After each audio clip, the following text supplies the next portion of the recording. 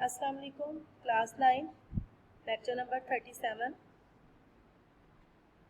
Students, हम अपनी text book जो है अल्हम्दुलिल्लाह वो कंप्लीट कर चुके हैं। हमने अपने तमाम चैप्टर्स को भी कर लिया।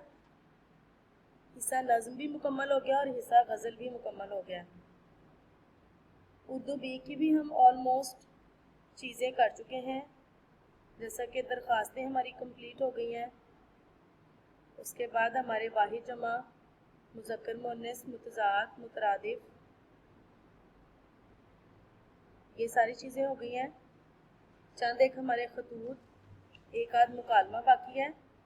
कहानियाँ हमने जो क़वाइद इंशा 9-10 के अंदर हिस्सा कहानी था वो भी हमने मुकम्मल कर ली। उसके बाद ये आगे खाके की कहानियाँ हैं हमारे पास, ये भी हमने ज़रूर करनी है। ये 10 कहानियाँ हैं, इसके उन्होंने खाके दिए हुए हैं बुक के ऊपर, पूरी कहानी लिखकर नहीं दी हुई है। मिसाल के तौर पे किस तरह से ये दिया हुआ है, आपका ये बुक का पेज नंबर 115 है। इसमें उन्होंने ऊपर लिखा हुआ है कहानी लिखिए, ठीक है। और उसके नीचे जो है उन्होंने टॉपिक दिए हुए हैं। जैसा कि पहली कहानी दी हुई है कव्वे का इंतकाम, उसमें उन्होंने दरमियान में से वर्ड्स दिए हुए हैं कि आप उन्हें जोड़ के और इसकी एक पूरी कहानी जो है वो बनाएं और साथ में उसका नतीजा भी लिखें। और दूसरे नंबर पे कहानियाँ जो है वो नींबू निचोड़, तीसरे नंबर पे नादान की दोस्ती, ऐसे को तैसा, आदत की खराबी,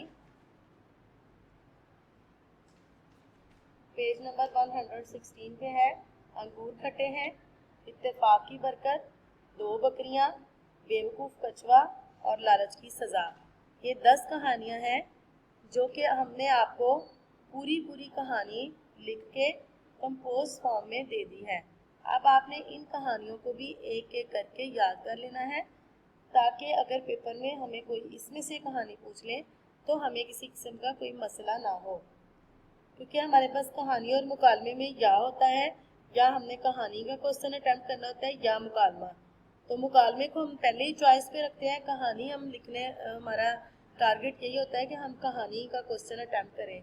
तो उसके लिए हमें सारी कहानियाँ जो हैं उनको करना ज़रूरी है, क्योंकि ये जो 12 कहानियाँ हमने पहले की हैं और 10 अब हैं, 22 हैं। तो 22 में से कोई एक टॉपिक आएगा कहानी का। कहानी लिखने के अंदर फिर कोई चॉइस नहीं है कि ये कहानी लिखें या ये कहानी लिखें।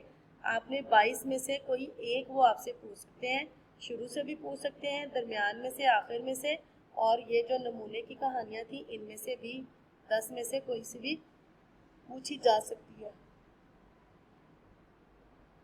तो आज हम इनको स्टार्ट करेंगे पढ़ना। आज के हमारे लेक्चर में इसकी पहली कहानी है, थोड़ी सी लंबी है ये, इसलिए आपको एक ही कहानी दूंगी। अगर कुछ लंबी कहानियाँ होंगी, छोटी कहानियाँ होंगी, तो हम एक दिन में 2-2 भी कर लेंगे। एक दफ़ा का जिक्र है कि किसी जंगल में एक दरख्त पर कव्वों का एक जोड़ा रहता था। हमारी जो कहानी का उन्वान जो है वो क्या है, कव्वे का इंतकाम। तो कहानी के अंदर कव्वों का एक जोड़ा रहता था, उन्हें किसी किस्म का गम ना था और वो हंसी खुशी वक्त गुजारते और जंगल की आज़ाद फ़ज़ाओं में उड़ते फिरते थे। नागहानी तौर पर वो एक मुसीबत से दो चार हो गए। बच्चों, नागहानी का मतलब हमने पिछले चैप्टर में भी पढ़ा है। नागहानी अचानक, ठीक है, अचानक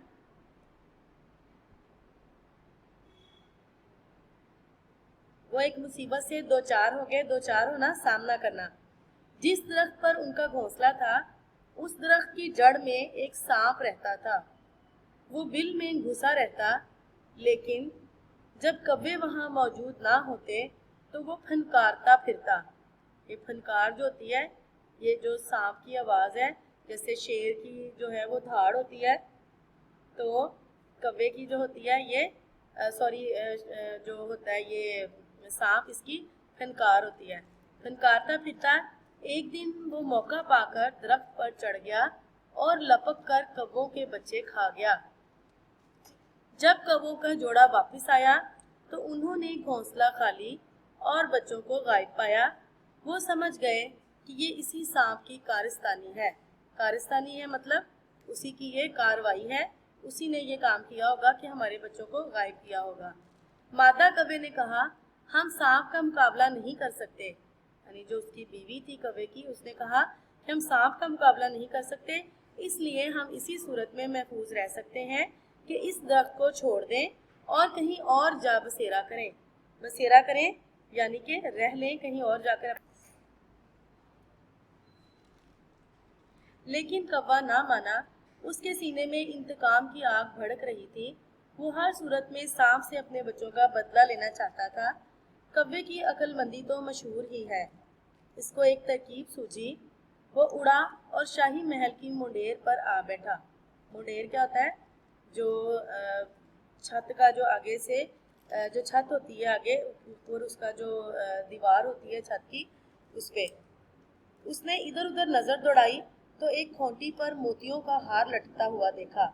उसने हार पंजों में दबाया और महल की मुंडेर पर जा बैठा ताकि महल वाले आगाह हो जाएं यानी उससे वाकिफ हो जाएं। उधर कौवों ने शोर मचाया और आसमान सर पर उठा लिया। आसमान सर पर उठाना यानी बहुत ज्यादा शोर करना। प्यादों ने ये सारा माजरा देखा। प्यादे कौन होते हैं?